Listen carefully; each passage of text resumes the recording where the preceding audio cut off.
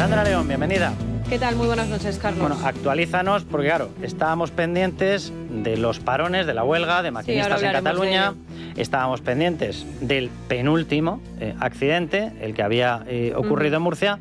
Y ahora resulta que nos encontramos directamente con otro en Asturias. Sí, otro en Asturias, efectivamente, un cercanías acaba con daños al caerle la pared de un túnel. Era un cercanías que se dirigía a Oviedo y fíjate, bueno, dabas tú algún detalle antes, pero para mí lo más significativo es lo que están diciendo en estos momentos los maquinistas en Asturias, porque coincide con lo que están diciendo en otros puntos de España y refuerza un poco pues esa denuncia que nosotros estamos haciendo, vehiculando pues todo lo que nos están diciendo los maquinistas, ¿no? Te leo la información que lleva ahora mismo El Comercio, citando, como digo, el testimonio de uno de esos maquinistas. Llevamos mínimo 6 meses avisando de que ese túnel estaba mal, pero no se toman medidas, no nos hacen caso. Tienen que pasar estas cosas para que reaccionen. Y es que, a pesar de estas quejas, aquí no se había activado como medida de precaución ni siquiera una limitación temporal de velocidad en el tramo, como se están adoptando en otros puntos de España. O sea, que para que veamos que no son hechos aislados, que lo que estamos viendo en Barcelona, lo que estamos viendo en Córdoba, lo que estamos viendo en muchos sitios, pues se reproduce también en otros, en este caso, como decimos, en Asturias, en un cercanías que iba en dirección a Oviedo. Miren, luego vamos a dar más detalles de algunas de las noticias y de los titulares que les estamos mencionando, pero déjenme que recuerde una de las noticias, porque a mí me ha llamado muchísimo la atención. Mientras Óscar Puente, el gobierno, nos dice que cómo somos tan desaprensivos, tan absolutamente irresponsables de poner o lanzar una alerta sobre todo el sistema ferroviario español, el gobierno, este gobierno, ellos mismos, han puesto en revisión o supervisión las líneas que mueven al 78% de los pasajeros. Limitaciones, supervisiones, reducciones de velocidad al 78% de los pasajeros españoles, las vías por las que pasan el 78% de los pasajeros. ¿Esto no es la mayoría? ¿Esto no es la mayoría? ¿Cómo podemos dudar de la seguridad del tren? Nosotros no dudaríamos nunca jamás de la seguridad del tren si hubiera seguridad en el tren. Pero es que estos señores han llegado a la administración para destrozarlo todo. Son literalmente como termitas.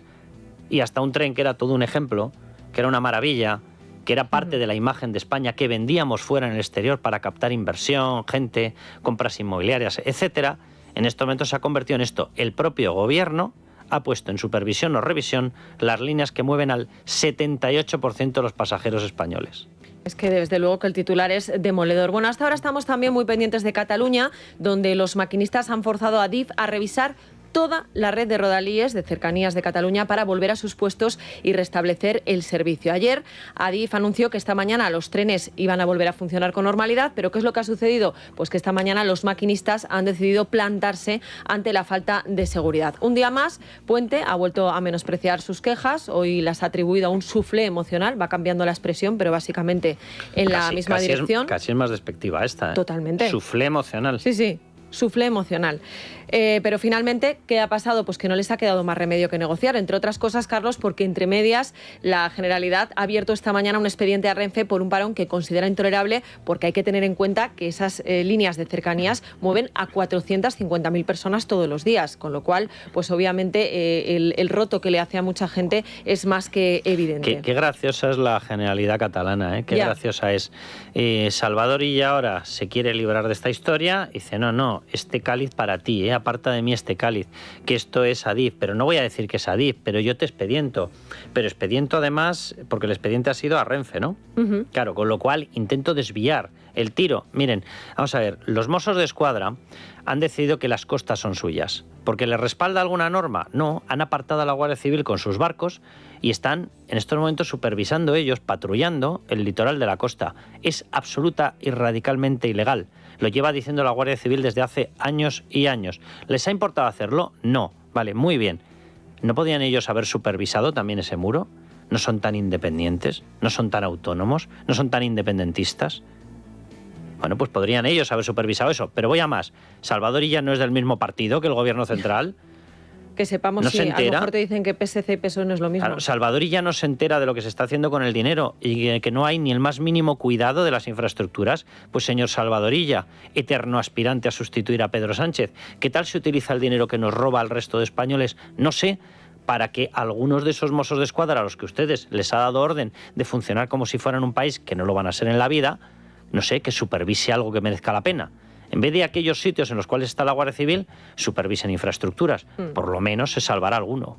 Bueno, en todo caso, como decía, se ha convocado una reunión de urgencia a 4 bandas, Generalitat, Renfe, Adif y Sindicato de Maquinistas, y finalmente han llegado a un acuerdo que pasa, como decíamos, por realizar unas inspecciones extraordinarias y conjuntas con maquinistas y personal de Renfe y Adif en toda la red de Rodalies. Pruebas que teóricamente se estarían realizando esta misma tarde de forma simultánea en 13 líneas catalanas, y una vez que concluyan y dando por hecho que se corregirá lo que se tenga que corregir, veremos a ver si esto es así, se informará, nos dicen, sobre la reactivación paulatina del servicio que a priori está prevista para mañana. Claro, los maquinistas no se fían y además es que van a tener que hacer una comisión de seguimiento, pero es que, ojo, porque tendrán que hacer propósito de enmienda, porque la realidad es que además de los posibles fallos, aquí hay una actitud que podría calificarse de negligente, porque hoy Renfe no ha tenido más remedio que admitir, Carlos, que el martes, es decir, antes del accidente de Rodalies, recibió una carta de los maquinistas exigiendo medidas por los peligros del temporal. El sindicato SEMAF, el sindicato de maquinistas,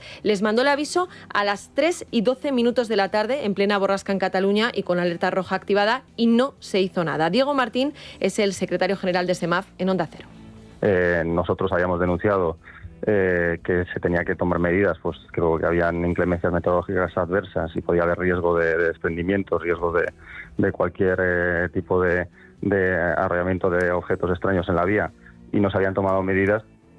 No se hizo nada y ahí tenemos las consecuencias. Un muro de contención se cae y tenemos a un maquinista muerto y 37 heridos. Por cierto, solo una cosa, la AP7, de donde se cayó ese muro de contención, nos acaban de decir que va a seguir cortada en sentido sur en Martorell, al menos hasta el sábado. Pero es que espérate tú a que empiece la gente a supervisar el estado de las carreteras, que haya advertencia de organismos que siguen precisamente cuál es la salud de nuestras carreteras y están diciendo que hay un déficit de inversión brutal, pero brutal, hablan de 4.000, 5.000 millones. O sea, que espere la gente, porque ahora evidentemente se va a empezar a revisar, no el gobierno, la propia gente va a empezar a mandar fotografías, la gente, en este caso, claro, los sindicatos usuarios, que no estén amamantados. Por cierto, maquinista es un trabajador, ¿verdad, Sandra? Vale. No, lo digo porque, Yolanda Díaz, ¿dónde estás? ¿Dónde está la seguridad laboral? O sea, ¿no iban a hacer inspecciones a todas las empresas para ver si había cuarto y mitad de mujer menos que cuarto y mitad de hombre más? ¿Y qué tal si salvamos la vida de la gente? ¿Para qué sirve el departamento de Yolanda Díaz? Por cierto, Yolanda Díaz, que fue enchufada el inicio de su carrera política, porque eso no es sindical, fue en comisiones obreras. Sí. Señores de comisiones obreras, ¿ustedes no dicen que defendían a los trabajadores? ¿A cuáles? ¿A los que les pagan? ¿O a quiénes? Y UGT compite con comisiones obreras, ¿no? Señores de UGT, ¿dónde están ustedes? Me imagino que estarán amasando un buen pellizco, ¿no? Digo, para que les compense hacer el ridículo más espantoso. Yo le pediría a la gente que vaya tomando nota de esto. O sea, yo sé que hay mucha gente que se afilia simplemente pues para que le den un servicio jurídico de protección, para un no sé qué, para unos servicios, para una bolsa, con lo que les salen más baratos, unas vacaciones. Empecemos todos a ser responsables. Peguen el corte de mangas a estos sindicatos. Háganlo ya, háganlo ya. ¿Tienen por ahí? ¿Creen en la sindicación? Miren, yo no. ¿Pero ustedes creen en la sindicación? Me parece maravilla. Es un derecho constitucional. Váyanse a otros sindicatos, váyanse ya. Váyanse ya. Si están en el sector ferroviario, pues o se van al sindicato de maquinistas o se van al sindicato ferroviario. Peguen el corte de mangas a los grandes sindicatos. ¿Pero para qué sirven?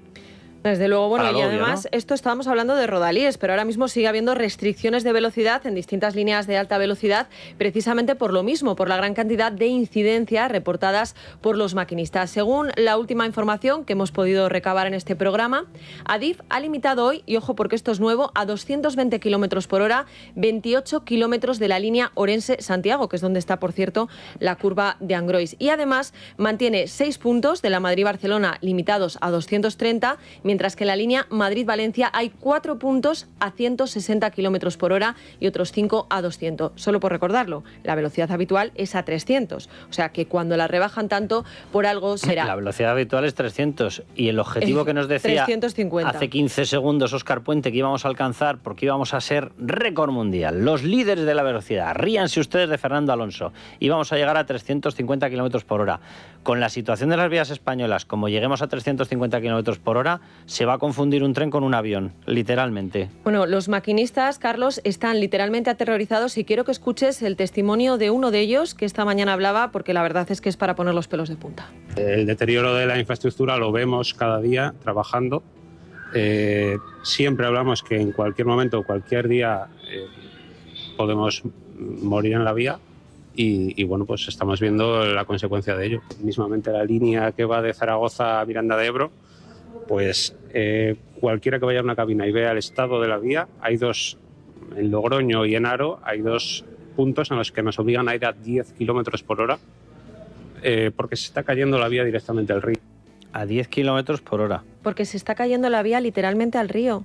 O sea, es que esto es lo que tenemos. Que por cierto, una cosa, si se está cayendo literalmente la vía al río, vayas a 10, a 15 o a 20, sí, evidentemente, si vas a 12, lo mismo terminas de desmoronarla, pero desaparece el riesgo por ir a 10 kilómetros por hora. No, ¿verdad? Sobre todo bueno, pues que a lo mejor estas huelgas que ahora se están convocando y que desde luego yo creo que son muy apropiadas, a lo mejor tenían que haberse convocado antes, ¿no? Pero bueno. Sí, pero esa es la labor que tienen UGT y Comisiones Obreras encomendada.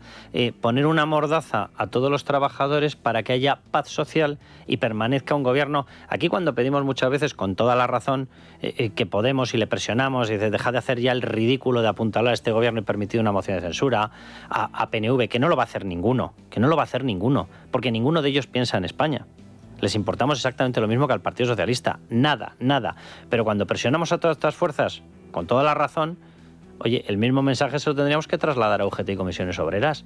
O sea, es que ya está bien de esta historia. Están manteniendo una paz social, ¿para qué? Para que siga un gobierno plagado de casos de corrupción. Por tanto, ¿quién es más corrupto? ¿Los que están en el gobierno o los que se llevan el dinero que les da el gobierno plagado de casos de corrupción?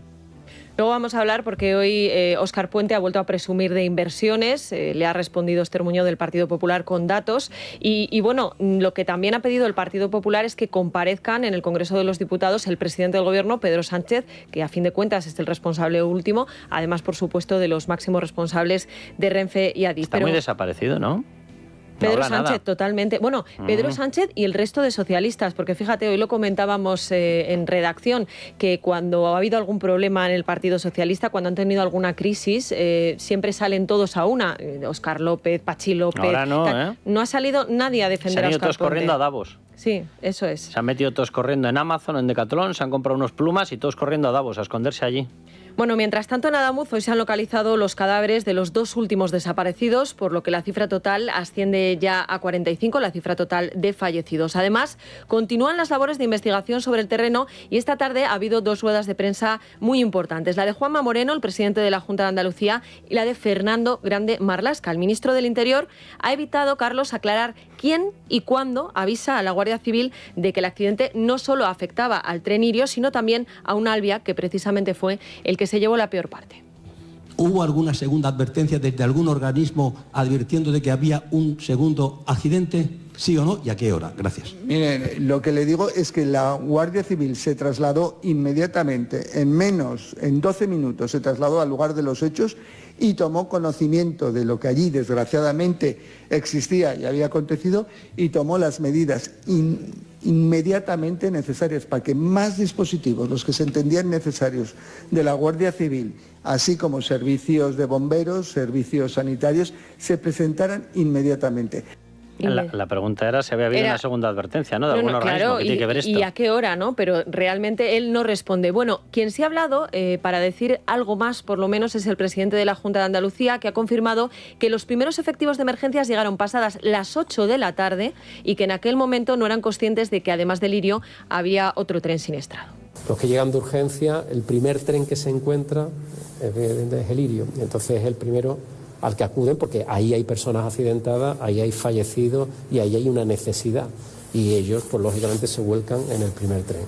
Inmediatamente después, cuando ya tienen allí conocimiento, porque ya le van advirtiendo de que hay otro tren más lejano, pues son ya los profesionales sanitarios y los guardias civiles los que se desplazan directamente al siguiente tren. Claro, pero la pregunta es, ¿y cómo se dan cuenta? Porque las noticias que tenemos, Carlos, lo que dicen es que allí no fueron conscientes hasta que el maquinista de otro tren que venía detrás del Irio caminó varios kilómetros y se dio de bruces con la tragedia. Pero claro, aquí sí es importante esa cronología que ayer detalló Óscar Puente junto con los responsables de tráfico y operaciones de Renfe y Adif, porque la llamada de la interventora del Alvia al centro de control de Atocha, y la escuchamos ayer en este programa, se produce exactamente a las 7:49 de la tarde. tarde. ¿Cómo es posible que a las 8 allí nadie supiera nada? Pero no a las 8. Es que por los cálculos que se están haciendo es probablemente pasadas las 8:30 cuando alguien se da cuenta de que hay otro tren siniestrado y acuden a ayudarle. Con lo cual es evidente que aquí alguien en algún momento tendrá que dar explicaciones. No será Marlaska, desde luego, ni Óscar Puente, ni Pedro Sánchez, el huidizo. Lo del galgo de Paiporta va a haber que ponerle ahora el galgo de Córdoba.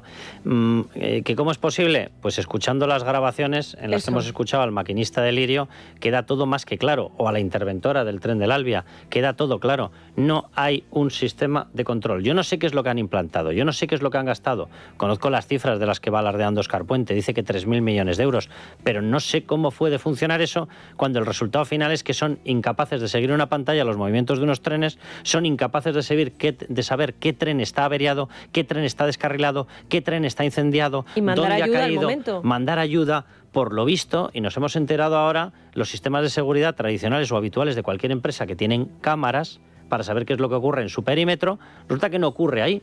O sea, resulta que tú puedes caer por un terraplén abajo de 4 metros, desaparecer de la visión en plena noche y no hay una cámara que lo haya detectado. Y de los drones, toda esta tecnología nueva, exactamente, ¿dónde está? No existe. O sea, para Renfe, para DIF, esto no existe. O sea, nos hemos gastado un auténtico dineral, ¿exactamente en qué?